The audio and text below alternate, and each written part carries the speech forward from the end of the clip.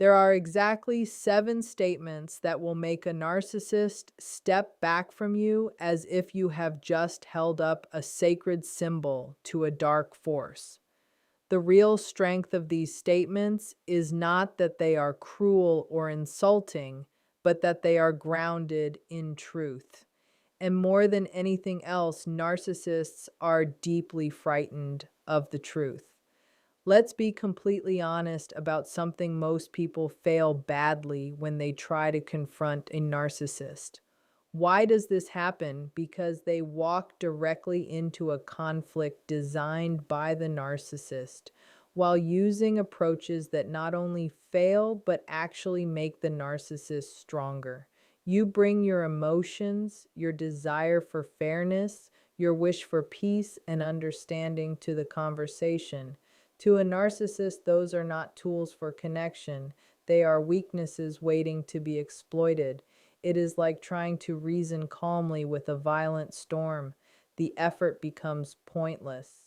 The central mistake is simple. You believe you are involved in a normal discussion when in reality you are standing in the middle of a psychological battlefield. The narcissist constructs an altered version of reality, a twisted story where they are the heroic and wronged center of the universe while you become the flawed, foolish, and permanently obligated supporting character. Every emotional reaction you display, your anger, your sadness, your desperate pleading, is actually you agreeing to play inside their version of the map. You unknowingly confirm their distorted reality by remaining within its limits, and on that ground, they will almost always win. The major shift in power occurs the moment you stop reacting emotionally and begin responding intentionally. An emotional reaction is sudden and uncontrolled, like a burst of energy, a shout, a quick outburst. A strategic response, on the other hand, is quiet, deliberate, and steady.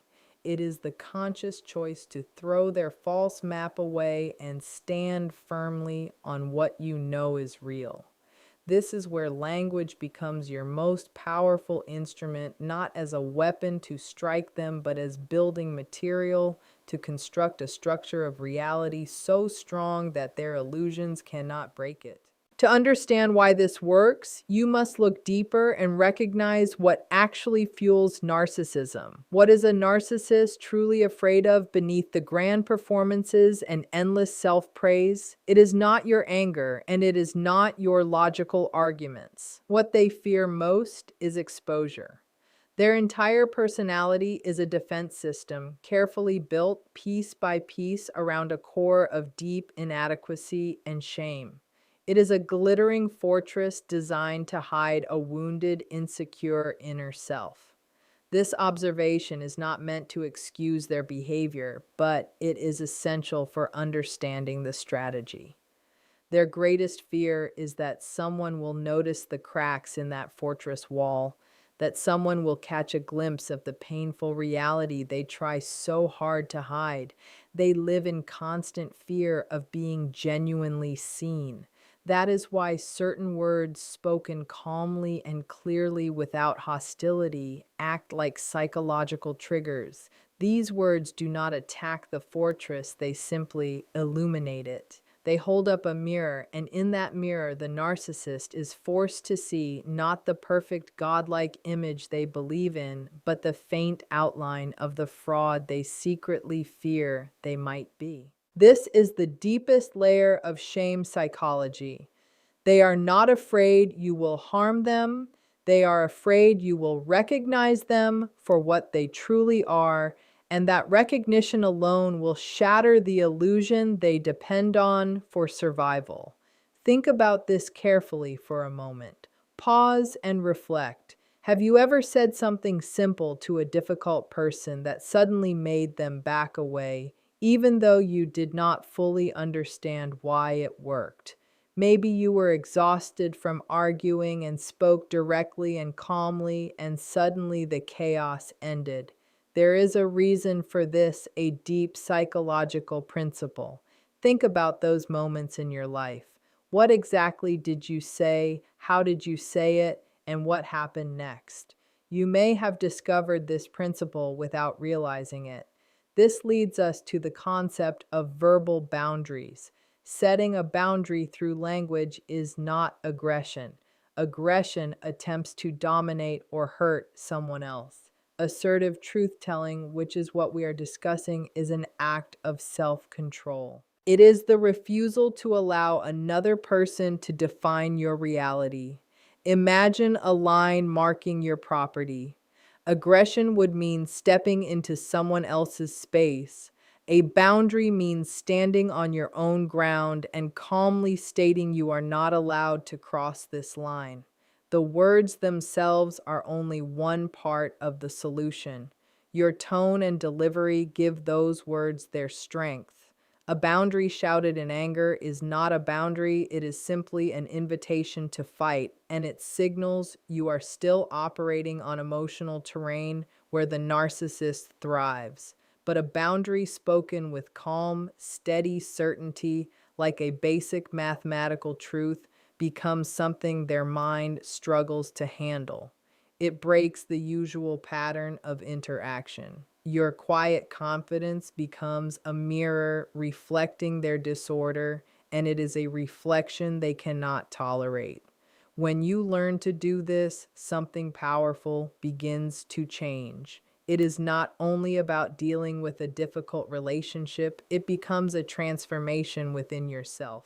The respect you start receiving from others, including the narcissist, does not come because they suddenly decide to give it. It appears naturally as a result of your own self-respect. You stop being a piece in their game because you refuse to keep playing. You begin moving from being a character in their story to becoming the author of your own life.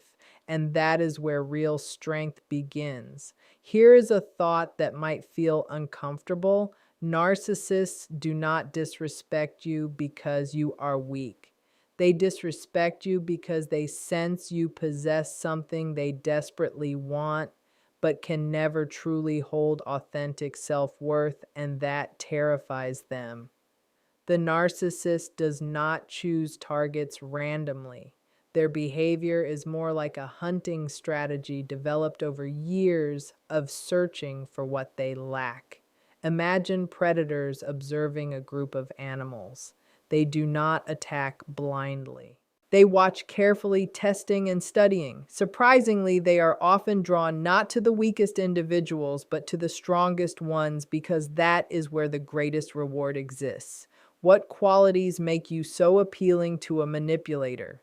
First, your empathy, your ability to understand and care for others, and to give people the benefit of the doubt. This is something the narcissist does not truly experience, yet they know how to use it. They see your empathy not as strength, but as an open doorway. Second, your competence. You are capable, disciplined, and able to achieve results. This competence becomes a resource they want to control and claim as their own to support their illusion of importance. Third, your integrity, your commitment to honesty, fairness, and doing what is right. Because you are sincere, you assume others are sincere as well. Because you act with conscience, you struggle to imagine someone who acts without one. Ironically, your strengths become vulnerabilities. The very light you carry attracts the darkness toward you. The narcissist sees your authentic ability to care and succeed, and it creates both envy and a desire to destroy. They want to consume that light, and if they cannot, they want to extinguish it so it no longer reminds them of their empty core. Once a target is selected, the testing begins, but these tests are subtle. They may appear as small backhanded compliments, forgotten promises, or jokes at your expense delivered lightly enough that objecting makes you appear overly sensitive. Each moment is a small experiment. The narcissist is silently asking, "Will you tolerate this? Can I get away with it?" Your reaction provides the answer. If you laugh it off, excuse their behavior, or ignore it to maintain peace, you have just revealed your boundaries.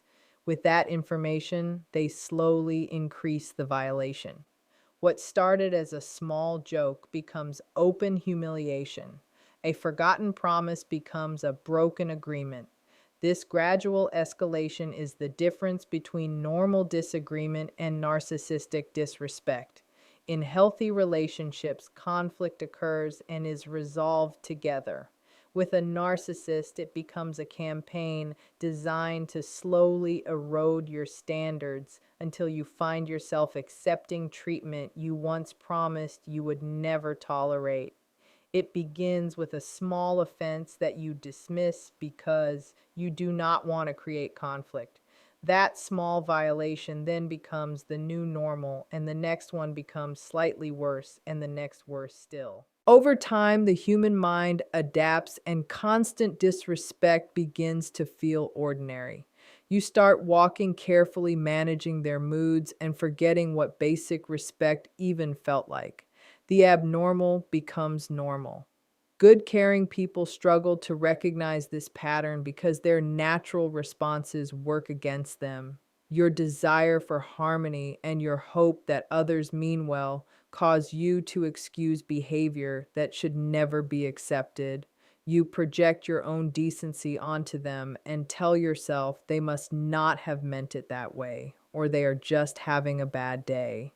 Slowly, doubt grows inside you, and you begin questioning your own perception, wondering if you are too sensitive or overreacting. This is the narcissist's greatest trick, convincing you the problem is not their behavior, but your response. Eventually, a moment arrives when the pattern becomes impossible to ignore. One clear act of disrespect breaks through the confusion, and you suddenly see everything clearly. At that moment, change begins, and it begins with you. What follows are not insults or attacks, but precise statements of truth. When you use them, you are not trying to harm anyone.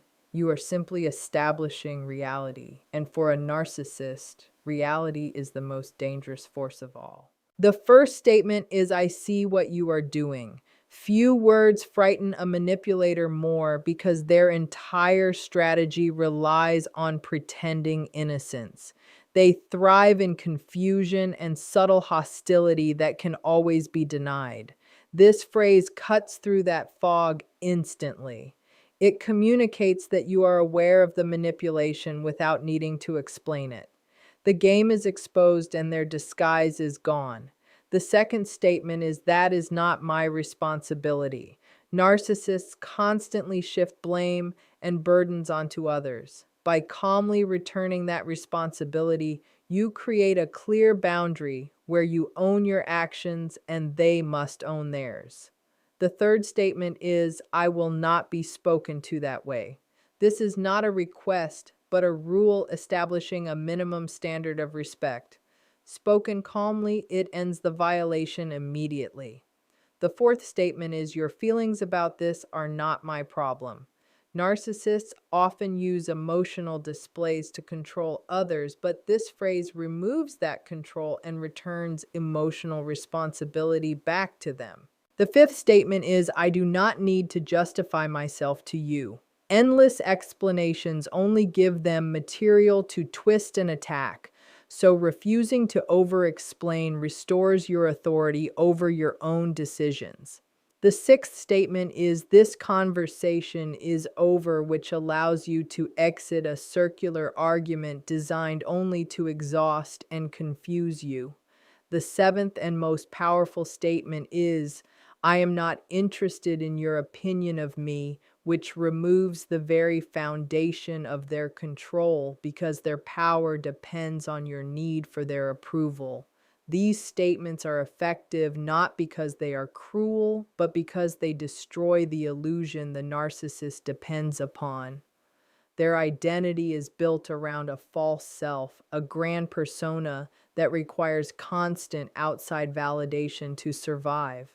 Without admiration, the illusion begins to collapse. When you speak calmly and refuse to provide that validation, you expose the emptiness behind the mask.